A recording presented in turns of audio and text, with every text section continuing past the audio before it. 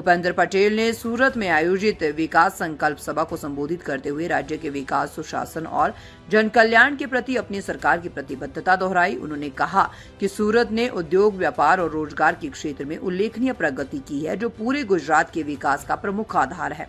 मुख्यमंत्री ने बुनियादी ढांचे, शिक्षा, स्वास्थ्य और डिजिटल सेवाओं को मजबूत करने के लिए चल रही योजनाओं का उल्लेख किया। उन्होंने महिलाओं और युवाओं के सशक्तिकरण पर जोर देते हुए कहा कि सरकार सभी वर्गों को साथ लेकर आगे बढ़ रही है और गुजरात को नई ऊंचाइयों तक पहुंचाने के लिए निरंतर प्रयासरत है। શ્રીએ એક મોટી રાહત કરી દીધી છે કે જે વિકાસની રાજનીતિ શરૂ કરી અને વિકાસની રાજનીતિના કારણે બાકી ઇલેક્શનો આપણા ત્યાં આવતા અને ઇલેક્શન આવે એટલે ક્યાં તો બે ભાઈઓને બોલવાનું બંધ થઈ ગયું હોય, કાં બે સમાજ હામે આવી ગયા હોય, કાં બે વોર્ડ હામે આવી ગયા હોય, બે સોસાયટી હામે આવી ગઈ હોય અને લાંબા સુધી આ વેર ભાવના ઊભી રહે।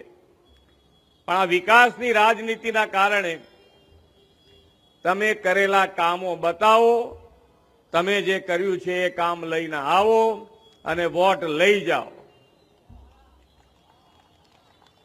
હવે કામ તો છેલ્લા 30 વર્ષથી આપણે જ કરીએ છીએ, એટલે કામમાં તો કોઈ કામની માંથી ભૂલો કાઢ્યા કરે બેઠા બેઠા એ મળે, કારણ કે ફ્રી હોય એટલે શું કરે માણસ, ફ્રી હોય ત્યારે શું કરે। પણ વિકાસ અને વિકાસની રાજનીતિનો સૌથી વધારે લાભ ગુજરાતને મળ્યો છે।